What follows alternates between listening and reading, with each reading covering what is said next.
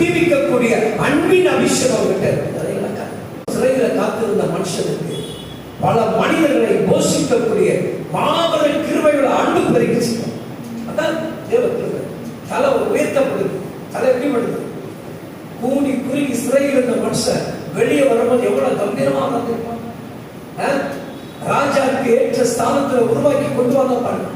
அல்லையா? பழைய வஸ்திரம் எனக்கு வேண்டாம், முக தோற்றத்தை மாத்து, நல்லா சவரம் பண்ணி, நல்லா முடி வெட்டி, நல்ல ஆடைகளை கொடுத்து, நல்ல வஸ்திரங்களை கொடுத்து, நல்ல காரியத்தை அவனுக்காக செய், அவனுக்காக செய் என்று சொல்லி அவனை கர்த்தர் என்ன பண்ணாங்க? உருவாக்கலாம். வெளியே வரும்போது எப்படி வரான்? போய் ராஜா கிட்ட நிக்கிறான்.